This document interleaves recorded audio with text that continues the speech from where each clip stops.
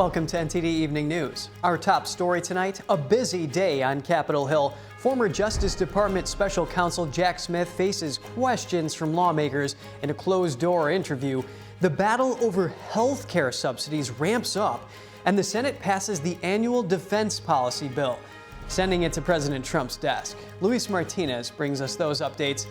After 9 months on the job, Deputy FBI Director Dan Bongino is stepping down. He made the announcement on X shortly after President Trump told reporters that the podcast host wants to go back to his show.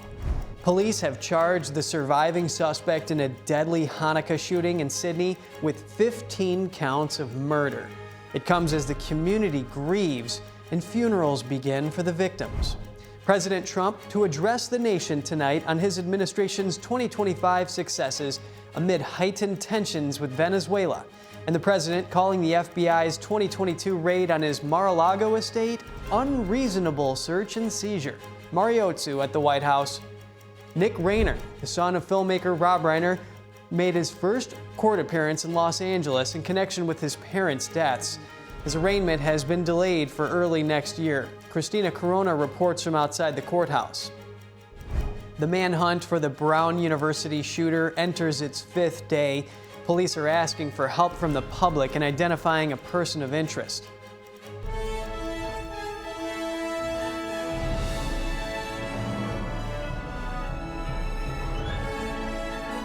This is NTD Evening News, live from our global headquarters in New York City. Here's Tiffany Meyer.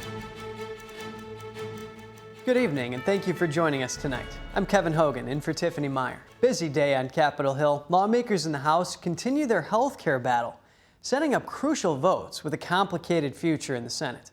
Our Washington correspondent, Luis Eduardo Martinez, has the details. Now, just for the public knows, when there's a discharge petition and you get 218 votes, which is the majority of the House Democrats, then the bill comes to the floor. We want no obstacles. We want action. 4 Republicans signed on to House Minority Leader Hakeem Jeffries' discharge petition to force a vote on a bill that would extend for 3 years the COVID-era Obamacare healthcare subsidies. Even some Republicans agree that action is urgent. All of the speaker's refusal to allow a vote on extending these subsidies idiotic and political malpractice as premiums are poised to rise. I think these are obviously Republicans who are in swing districts that may be threatened in the midterm election. My prediction is with a sufficient number of Republicans signing on to this that it would pass the House. I don't think the fate in the Senate will be very good, however. This is the second discharge petition that has been successful in forcing House Republican leadership to put a bill for a vote on the House floor. The other bill that was successful was the bill to release the Epstein files. I have not lost control. Because there are look, we have the smallest majority in U.S. history. These are not normal times. There are processes and procedures in the House that are less frequently used when there are larger majorities and when you have the luxury of having 10 or 15 people who disagree on something. Also today, the House Judiciary Committee deposed former Special Counsel Jack Smith. Republicans grilled Smith behind closed doors over the intercepted phone records of 8 Republican lawmakers and the questioned probable cause for the raid on Mar-A-Lago in 2022. In today testifying before this committee, Jack is showing tremendous courage in light of the remarkable and unprecedented retribution campaign against him by this administration and this White House. The House will vote later today on the Republican proposal to tackle health care. The bill would lower premiums and provide subsidies for low-income families for out-of-pocket health care expenses. The bill is expected to pass through the House but face opposition in the Senate. Also today, the Senate passed the 2026 National Defense Authorization Act, a $900 billion bill that is now heading to the president's desk for signing. Reporting from Washington, D.C., Luis Eduardo Martinez, NTD News. President Trump to address the nation later tonight, with the White House teasing a new policy announcement as we head into the new year. This comes as President Trump condemns the FBI's 2022 raid on his Mar-A-Lago estate, calling it unreasonable search and seizure. NTD's Washington correspondent Mariotsu brings us more from the White House. President Trump saying that the FBI's 2022 raid on his Mar-A-Lago estate can never be allowed to happen again, calling it criminal and unreasonable. You'd have to ask the Department of Justice. They raided my house, I can tell you that. These were bad people that we had in our government before. They are bad people. They're sick. They're sick people. And they came in with their guns into Mar-A-Lago, like 98 people. This coming as newly declassified documents reveal the FBI did not believe it had probable cause to conduct the raid, but moved forward amid pressure from the Biden Justice Department anyway. I think it was the worst weaponization of a political opponent in the history of the world, let alone this country. I'm the one that had to suffer through it and ultimately win. But what they did was criminal. Chuck Grassley, the Iowa senator who released the records, claims the documents are proof of a miscarriage of justice against the president. Meanwhile, President Trump witnesses the dignified transfer of the 3 Americans killed in Syria over the weekend. This had nothing to do with the Syrian government. This had to do with ISIS. As a response, they'll be hit hard. And celebrates Hanukkah while vowing that his administration will continue to crack down on anti-Semitism. Let me take a moment to send the love and prayers to our entire nation, to the people of Australia, and especially all those affected by the horrific and anti-Semitic terrorist attack. All nations must stand together against the evil forces of radical Islamic. Tonight, he's set to address the nation. President Trump will be talking about what's to come. The best is truly yet to come, as he often says. And so he'll be addressing the country about all of his historic accomplishments over the past year, and maybe teasing some policy that will be coming in the new year as well as we head into this Christmas season. This coming as President Trump orders a complete blockade of sanctioned oil tankers coming to and leaving Venezuela, and demands the return of oil, land, and assets he says Venezuela stole from the U.S. How could they let anybody going through that shouldn't be going through? You remember they took all of our energy rights. They took all of our oil from not that long ago. They illegally took it. The president is also designating the entire Venezuelan regime, led by dictator Nicolas Maduro, as a foreign terrorist organization. This as the U.S. deploys its largest naval presence in the Caribbean in decades. Reporting from the White House, Mariotsu, NTD News. How is the U.S. carrying out its oil blockade of Venezuela? And is this all part of a bigger strategy of pushing Russian and Chinese influence out of the Western Hemisphere? Hear from Lieutenant Colonel Robert McGinnis tonight on Capitol Report at 7 p.m. Eastern Time. Deputy FBI Director Dan Bongino will be leaving his position in January. President Trump reacted to the announcement today. Dan did a great job. I think he wants to go back to his show. In a post on X, Bongino said, "I want to thank President Trump, AG Bondi, and Director Patel for the opportunity to serve with purpose." The Deputy FBI Director didn't explain his reason for stepping down. FBI Director Kash Patel selected Bongino for the position early this year. Prior to that, Bongino was a conservative commentator and former Secret Service agent. He was the host of the Dan Bongino Show, one of the biggest political podcasts in the country. Australian authorities have charged an accused gunman in the Bondi Beach massacre with 15 counts of murder and dozens of other offenses. It comes as funerals begin today for the victims of the anti-Semitic attack. Here are the details. The 24-year-old accused in the terror attack on a Jewish crowd, Naveed Akram, has been formally charged after waking from a coma. Police say he faces 59 counts, including committing a terrorist act, 15 murders, 40 counts of wounding with intent to murder, and charges related to firearms, extremist symbols, and explosives. We're currently awaiting his medical condition to be appropriate for us to do that. It's important that he has appropriate cognitive ability at the time. When you're on medication, we would argue for his fairness, we need to make sure that he's able to understand exactly what's happening. Police shot him and his father, Sajid Akram, at the scene where his father died. Australia's Federal Police Commissioner said authorities believe the shooting was a terrorist attack inspired by Islamic State. Meanwhile, hundreds of mourners gathered today for the first funeral of a victim, honoring a rabbi who organized the Hanukkah event where the attack unfolded. After what happened, my biggest regret was, apart from, obviously, from the obvious, but from the things that I could have done more, is to tell Ellie more often how much we love him, how much I love him.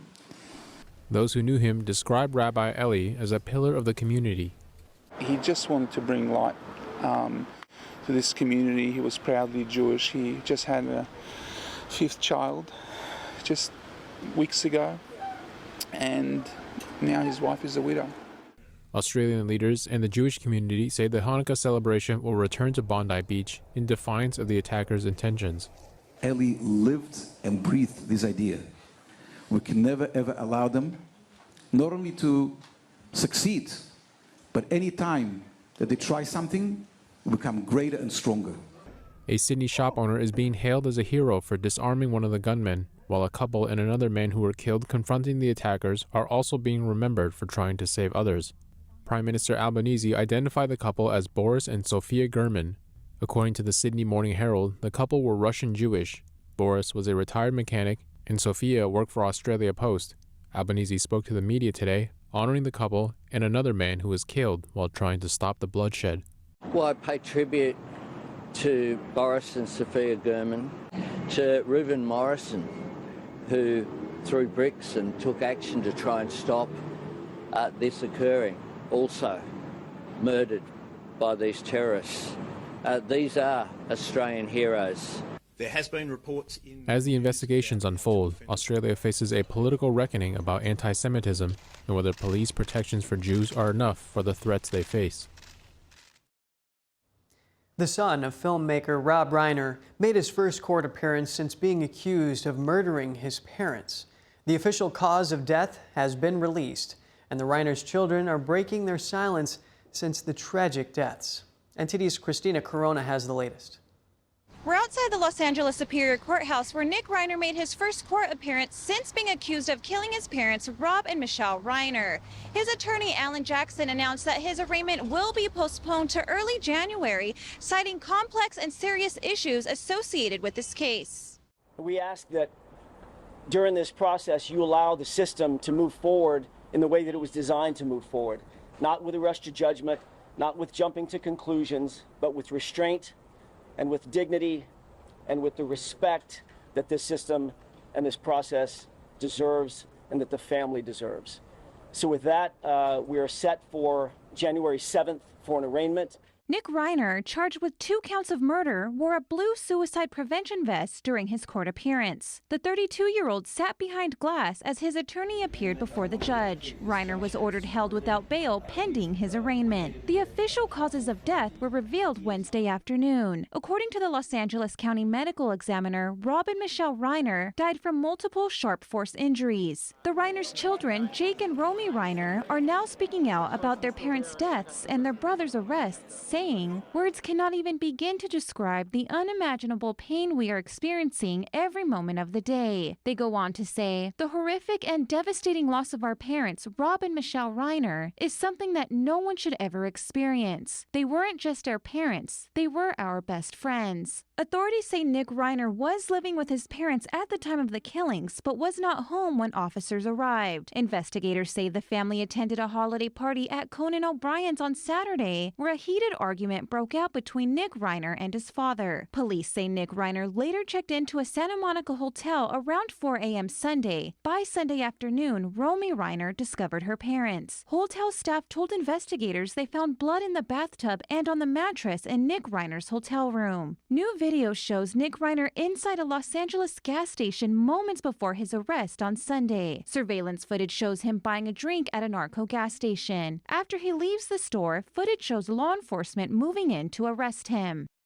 Nick Reiner is currently being held at the Twin Towers jail facility in downtown Los Angeles. Reporting from the city of Los Angeles, Christina Corona, NTD News. A gunman is still at large after killing 2 students at Brown University in Providence, Rhode Island. The police are asking the public for help in locating this individual. So we have released this enhanced photo earlier today, and I want to be clear that this is a person that we would like to speak with. We truly believe, based on the video footage that we have been watching for a few days, they may have relevant information to the investigation. So we're asking the public that you can help us identify who this individual is, as well if the individual themselves sees their picture, to please contact the police department. Police say one of the injured victims was discharged from the hospital today, while another is in critical but stable condition. and 5 others are in stable condition. The person of interest police detained earlier in connection with the attack has been cleared. The shooting killed 2 students and injured 7 others as they prepared for final exams on Saturday. Authorities say this is still a very intense and active investigation, and that they're confident the case will be solved and the shooter caught. Coming up, Russia warns that it'll expand the war in Ukraine if peace talks fail. Arian Pastar has what Russian President Vladimir Putin says about dialogue with the U.S. and the possibility that Europe will join the talks. The Department of Homeland Security says Washington state is ignoring detainer requests from ICE for 2 illegal immigrant truck drivers involved in crashes. Jason Blair reports.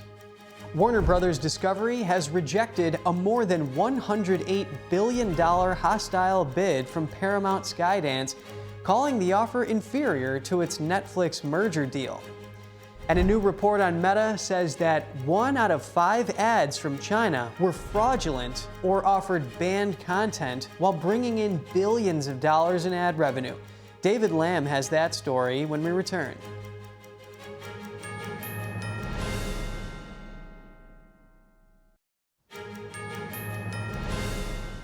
It's good to have you back with us. Russia warns that it'll expand the war in Ukraine if peace talks fail. But President Vladimir Putin says Russia still hopes to continue diplomacy with the U.S. and have European nations join the talks. NTD's international correspondent Arian Pastar has the latest. Russian President Vladimir Putin warning that Moscow will expand the fighting in Ukraine if peace talks aren't successful. Putin spoke at a key annual meeting with Russia's top military officers on Wednesday. If the opposing side and its foreign patrons refuse to engage in substantive dialogue, Russia will achieve the liberation of its historical lands by military means. The task of creating and expanding a security buffer zone will also be pursued. But Putin says he's still counting on diplomacy. According to the Russian president, Moscow hopes Europe enters ongoing peace talks, just like the U.S. The U.S. administration has demonstrated this willingness, and we are engaged in dialogue with them. I hope the same will happen with Europe, but it's unlikely with the current political elites. Berlin recently hosted U.S., Ukrainian, and European officials for talks. But the German chancellor now says diplomacy alone can't end the fighting in Ukraine.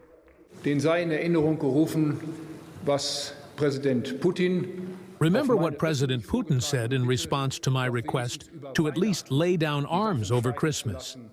Ladies and gentlemen, the response to this request could not have been more cynical and brutal. The chancellor made the comment on Wednesday after a spokesman for Putin commented on a possible Christmas ceasefire a day prior. We don't want a truce that would give Ukraine a respite and prepare for the continuation of the war. However, the spokesman says Russia does want to end the war in Ukraine, but Moscow wants to make a deal for a permanent end to the fighting, rather than a temporary ceasefire. Meanwhile, the fighting in Ukraine continues, mostly in southern areas of the country. The city of Odessa has been dealing with power outages for weeks now due to ongoing attacks. Odessa streetcars have been out of service for almost a week as of Wednesday. Life certainly got harder because we don't have power, because of the ongoing attacks, and because of this constant sense of danger. And almost 30 people are reported injured after Russia dropped glide bombs on the southern city of Zaporizhia. Ukrainian officials say the attack damaged several residential buildings, an infrastructure site, an educational facility, and more. Arian Pastar, NTD News. The Department of Homeland Security says that Washington state ignored 2 recent detainer requests for illegal immigrant truck drivers. According to the department, both suspects were involved in significant crashes, one of which was deadly. This while an uptick in immigration enforcement is seen again in Chicago. NTD correspondent Jason Blair reports. While the Trump administration has been making it a priority to crack down on commercial driver's licenses for illegal immigrants, the Department of Homeland Security reports that Washington state released 2 illegal immigrant truck drivers involved in crashes despite detainer requests from ICE. One being Kamalpreet Singh, a truck driver who was involved in a deadly collision on December 11th. The DHS says that Singh entered the U.S. illegally in 2023 in Arizona and was released into the country. Also stating, quote, according to local reports, on December 11th, Singh failed to decelerate on a freeway in Washington state, striking the rear of another vehicle, pushing it into a third vehicle. The vehicle Singh directly hit caught on fire, and the 29-year-old driver, Robert Pearson, died on the scene. The second illegal immigrant is Juan Hernandez Santos, who is accused of crashing an 18-wheeler into a car, causing a 6-vehicle pileup involving a school bus. On multiple occasions, ICE has said that when detainers aren't honored, federal officers have to pursue the illegal immigrants in the local community, saying, quote, these at-large arrests are more dangerous for the public, aliens, and officers. Overdrive reports that Tara Tsilana, a spokesperson for the Thurston County Prosecuting Attorney's Office in Washington, says under Washington law, local law enforcement agencies are prohibited from assisting with federal immigration enforcement. She added many jurisdictions from Washington have determined that ICE detainers which are not reviewed or authorized by a judge do not carry the same legal authority as a judicial arrest warrant. Washington's Keep Washington Working Act, passed in 2019, limits how much law enforcement can cooperate with ICE and the DHS. In August, Washington Governor Bob Ferguson defended the state's policies after receiving a notice from the Department of Justice stating Washington could be out of compliance with federal law. Washington State is proud to be a welcoming community that values immigrants and refugees' contributions to our economy and our cultural fabric. We do so while accounting for and complying with applicable federal law. And in Chicago, footage from Tuesday shows immigration enforcement officers are still active in the area. Border Patrol Chief Greg Bongino is reportedly back in the area after a month away. Illinois Governor J.B. Pritzker stated on Tuesday that he was not made aware that Chief Bongino and additional agents were coming back to Chicago, and he doesn't know how long they'll be staying. DHS Assistant Secretary Tricia McLaughlin told AP, as we said a month ago, we aren't leaving Chicago and operations are ongoing. Jason Blair, NTD News. What do people think of President Trump's decision to classify fentanyl as a weapon of mass destruction? NTD's Sam Wong was out on the streets of D.C. to hear from the people. You happen to know anybody who's impacted by the fentanyl epidemic? I know my niece passed away from fentanyl overdose back here in 2018. We've had some friends, but tangential, not directly. There's more isolated incidents, but if you look at the Rust Belt, the Midwest, there's a lot of issues where guys are unemployed, injured, and they've been taking drugs, fentanyl, just to get through, and it's a big epidemic in the Midwest. Just in our little neck of the woods alone, fentanyl has killed daily people in our area. It's these kids, they think they're getting some Molly or something like that, and they're getting something that's laced with fentanyl. Yeah. And it's killing them. They're either an addict or they're dead. What are your thoughts on President Trump's decision to designate fentanyl as a weapon of mass destruction? I think it's a great idea. I think it's going to allow them to put a lot more resources into fighting it, it's a huge problem. We've designated those groups as narco-terrorists, therefore we're legally covered. And why hasn't this happened before? Totally agree. Totally agree. All for it. Should have been done years ago. Just to your back over here is the Korean War Memorial. I mean, right now we're killing 125,000 people a year with fentanyl.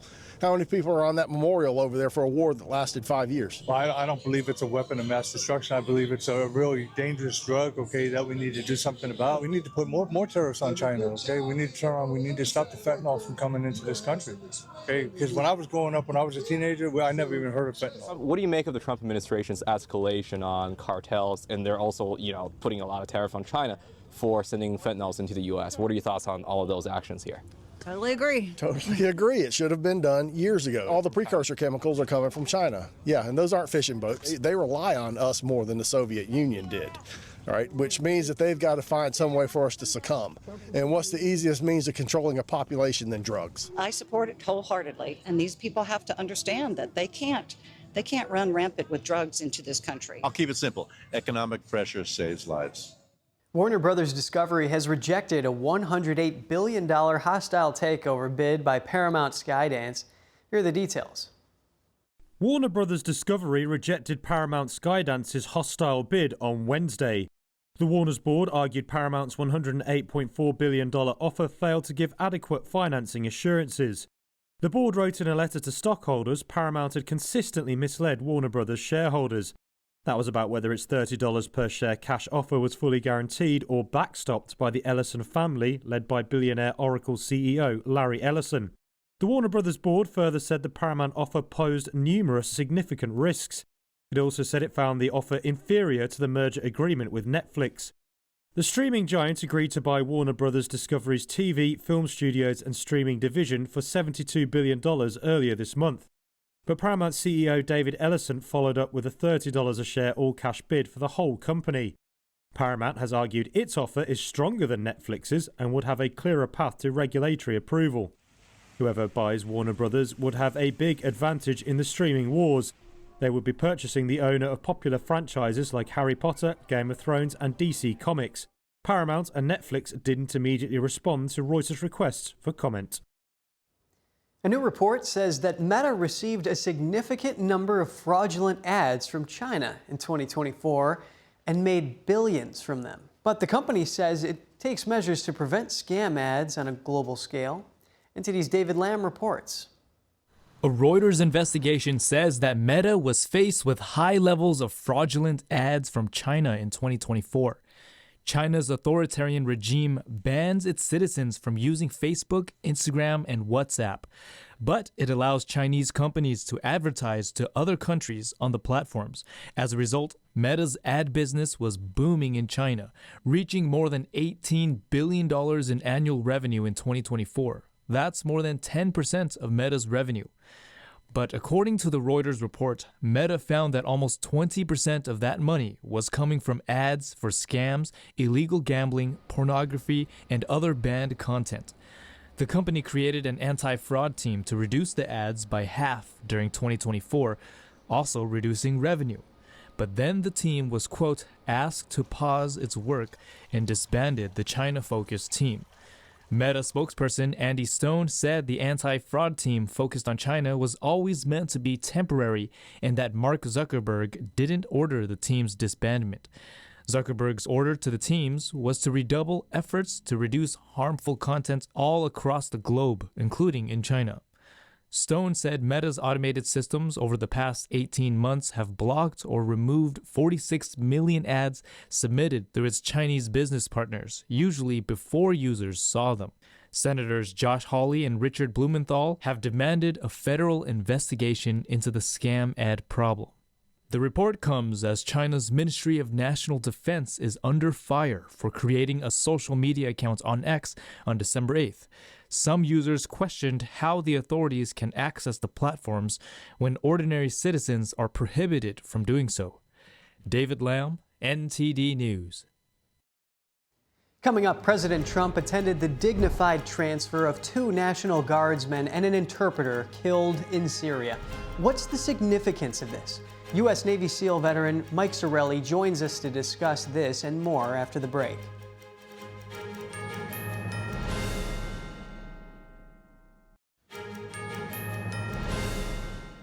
Welcome back. We have some breaking news. The House has just voted to pass a Republican health care plan. It's been pitched as a set of reforms that will lower the cost of health insurance across the board and does not include an extension of the expiring enhanced tax credits for Obamacare. The bill passed the House by a vote of 216 to 211, and it's expected to face opposition in the Senate. And President Trump attended the dignified transfer of National Guardsmen and an interpreter killed in Syria. He met with the families of the fallen at Dover Air Force Base in Delaware before the solemn event. To help us understand the significance of this more clearly is U.S. Navy SEAL veteran Mike Sarraille. He's the Chief Talent Officer at Overwatch Mission Critical. Thank you for your time, Mike. How important is it for troop morale and for a sense of unity among the American people for President Trump to honor those who paid the ultimate price in the line of service? Well, President Trump, as the leader of this nation, is basically fulfilling a covenant, a solemn duty to be there for our service members who paid the ultimate sacrifice coming home. And if you didn't know, Dover Air Force Base is known as the place where our heroes come home. Now, dignified transfers are actually a pretty modern term. It didn't become an official term until the 80s or 90s. And media wasn't allowed to cover them until 2009, when President Obama lifted that ban. Why? Because it's important, and it's our key ceremony to, really respecting, through respect, dignity, and honor, the sacrifice these soldiers had made. And here's the one thing I want everyone to remember about these ceremonies, dignified transfers. It's a reminder that service doesn't end with anonymity. These soldiers, these warriors, these Americans had names.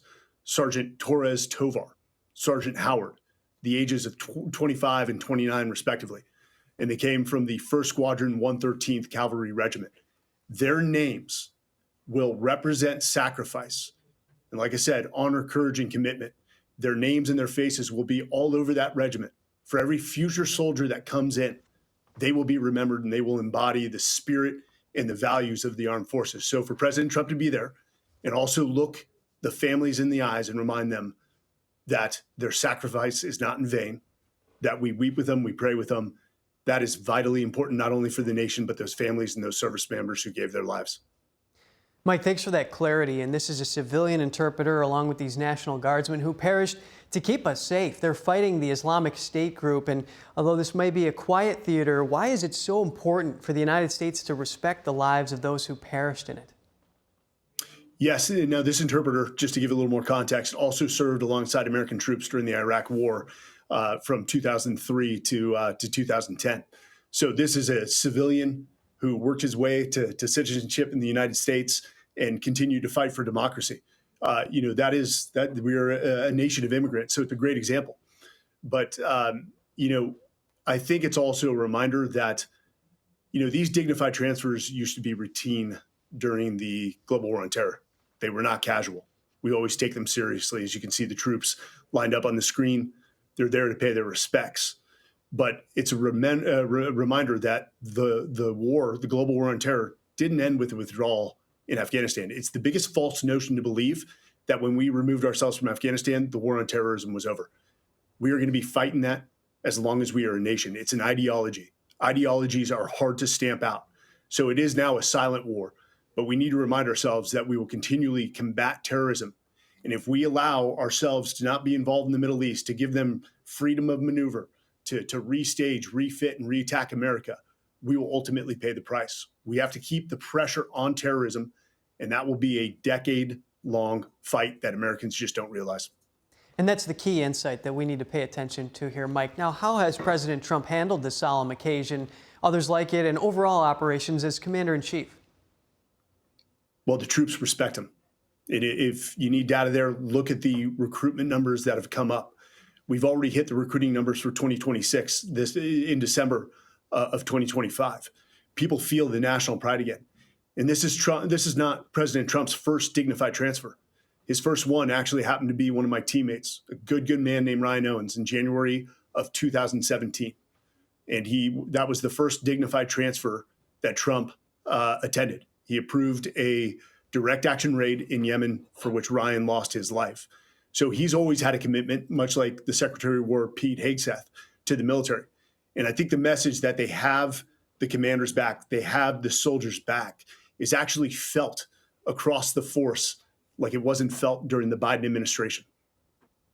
Understood, Mike. And I also want to get your perspective on the Secretary of War's move to toss out the Army Spiritual Fitness Guide, which he said only mentioned God once and made no mention of virtue. He says this is part of making the Chaplain Corps great again. Your thoughts on this and what it could mean for our troops? Yeah, great move by Pete again. Pete is cleaning house in the Department of War. He's creating a completely new organization that's focused on lethality. Here's the thing about spiritual power. It is combat power. And we used to say in the military, there is no atheist in a foxhole. Everyone finds God. But our chaplains during the Biden administration, arguably the Obama administration, had almost become these HR professionals preaching this ideology, this woke DEI ideology, and not faith, truth, and conviction, which are required on the battlefield. Troops are going to face a huge burden. They're going to face violence. They're going to face death. And there is a moral burden that comes with that. And woke ideology and HR, principles are not going to help our soldiers during that violent action. It's definitely not going to help them in the days after. That is when you feel the pressure of combat, is when it's over. You have a lot of time to reflect, and you lean heavily on your spiritual faith. And so Pete, who is a man of God, who believes in Christ, and he's a man of faith, is trying to restore what is a vital component of the military, our chaplain corps, which has shown bravery on the battlefield as far back as the Revolutionary War. So I couldn't agree more with Pete. I'm glad he's making this move, for which most secretaries of war would have overlooked. Well, thank you for that, Mike. Now, alongside that, even when soldiers come back, they certainly face PTSD struggles as well. So it's certainly important that they have that robust support in all avenues. Also, as we're on the topic of War Secretary Pete Hegseth, give us your perspective of his approach as a whole. He says he wants to strengthen the warrior ethos. He's building out the defense industrial base along with the administration, even making stops at the new Space Command headquarters. Give us your thoughts. Yeah, Pete has done more as Secretary of War, if you want to say Secretary of Defense, than probably the past three Secretary of Defenses we've had. Warriors feel like warriors again. You know, when it comes down to the military, our hallmark is one thing: lethality. And we don't want to fight wars. We're trained in the art of war, but we're in the profession of peace. But it is that peace through strength, that our enemies see us and know that they will lose on the battlefield. And that prevents nations, even terrorist organizations, from striking us. So the consolidation of combatant commands that you're seeing by Pete, emphasizing, resourcing our soldiers correctly, getting them the proper training, having them focus on war fighting rather than sitting through a DEI class, is absolutely the focus that we need. And I mean, we just saw I believe it was $901 billion budget passed for DOD, DOW, which is the largest defense budget we've ever seen. Pete gets it. President Trump gets it. And they're restructuring the military to actually win wars rather than lose like we have the last few wars, to include the one I fought in, the global war on terror. Mike Zarelli, thank you for providing us with your insight. Thanks, Kevin. In a special programming note, NTD Evening News and Capitol Report will be hosted live from America Fest 2025 in Phoenix, Arizona this Thursday and Friday. It's Turning Point USA's first major conference since the assassination of the organization's founder, Charlie Kirk. NTD's Steve Lance and Tiffany Meyer will be on the ground to bring you real-time coverage and in-depth interviews. We'll have live special coverage of all 4 days of the event from December 18th to the 21st. That's this Thursday to Sunday. Don't miss it.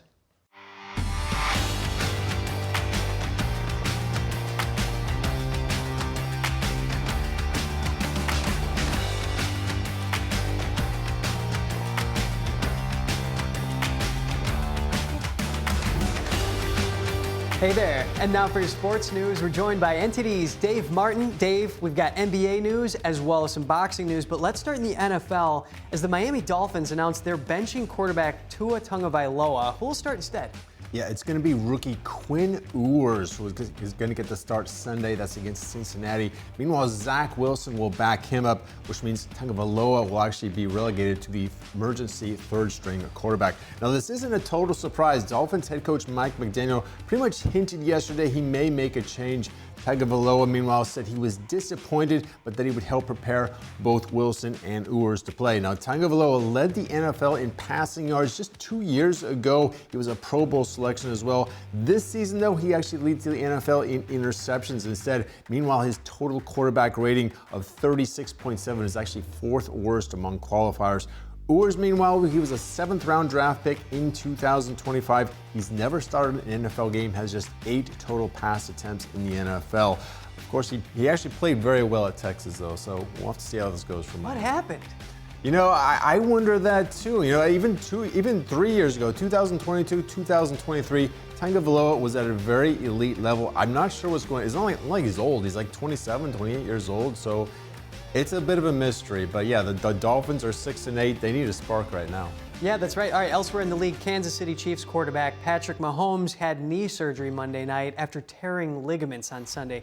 What is the plan for his return? You know, they're hoping he can be ready by week 1 of next season, which is about 9 months away. 9 months is typically the recovery time for this sort of injury. Now, in the meantime, the Chiefs will turn to Gardner Minshew to be their starting quarterback for the final 3 games. Chiefs, of course, were eliminated from the playoff contention, I should say, on Sunday when they lost to the Chargers. But not only will the Chiefs be monitoring Mahomes in the offseason, they're also going to be waiting word on whether tight end Travis Kelce will return next season. Now, Kelce's having a very good season as far as tight end goes, but it's not quite up to his usual standards. He's on pace for his lowest receptions in a season since 2015, and certainly at age 36, he's definitely around the age where most players retire. So big offseason here for the Chiefs. Not only are they looking at watching Mahomes and Kelce, they're going to be certainly looking to retool this team to get back into being a Super Bowl contender, which they've really been for the last 7 or 8 years, you know. Yeah, they got to battle that adversity. Now, looking at NBA news, New York Knicks will reportedly not hang a banner for winning the NBA Cup last night, according to multiple sources. Why wouldn't they do this? You know, that's a point of contention among a number of NBA fans. I mean, just how prestigious is winning the NBA Cup? The general consensus is not very. I mean, it's an in-season event. It's set up kind of like the World Cup. You know, you've got the group play games first, then it's the 8 teams with the best record advance to the quarterfinals, where it's just a single win-or-go-home format from there. Knicks and Spurs met last night in the finals with the Knicks winning it. But all these games count toward the regular season standings. I think teams would much rather win the NBA title. I think that goes without saying, the NBA championship next summer. Now, they did incentivize players. Each player on the winning team gets over $500,000. The team finishes runner-up. Each player gets over $200,000. Now, personally, I think it's more of a way to grab attention in the early part of the season because it's really hard to get anyone to watch, you know, basketball while football season is going on. Now, it should be noted that the previous 2 winners, that's the Lakers and the Bucks, both ended up losing in the first round of the playoffs, but both teams did end up hanging the NBA Cup banner. So I see. That is really interesting that you point that out. Now, shifting gears to boxing, YouTube star turned boxer Jake Paul will fight former heavyweight champion Anthony Joshua in just 2 days. So who's the consensus favorite here? Yeah, Anthony Joshua is the heavy favorite in this one. Now, at 36, he may be 8 years older than Jake Paul, but Joshua, for one thing, he's much bigger. Joshua's listed 6'6", 245 pounds. There is a stipulation for this fight. He cannot weigh more than 245 pounds. Paul, meanwhile, he's listed 6'1", 225. Of course, that's what he fought Mike Tyson at. But he usually fights below 200 pounds in the cruiserweight class, which is the level right below heavyweight. Now, cruiserweight has a maximum weight of 200 pounds. Heavyweight, meanwhile, is unlimited. Now, the only other time Paul fought heavyweight was that bout against Tyson 1 year ago, which Paul won via a decision. I think most everyone believes, though, that Joshua, who's a 2-time heavyweight champion, though, will be a much tougher opponent. Now, this bout, like you said, Kevin, scheduled for Friday night. It's going to be aired live on Netflix. Wow, that's incredible. Now, how do these heavyweight boxers keep up the speed, though? I wonder that myself. I mean, 6'6", 245. That is like a tight end in the NFL, and you see how they are. They are fit. I don't know how they get at that speed. It's pretty ridiculous. I guess it's just kind of born reflexes or something like that. But yeah, I don't know how they do it either, Kevin. So crazy. All right, Dave, thanks for the update. Thank you, Kevin. And that's all for today's news. For round-the-clock coverage, visit us at ntd.com/live or download our NTD app. Thanks for tuning in. I'm Kevin Hogan. Good night.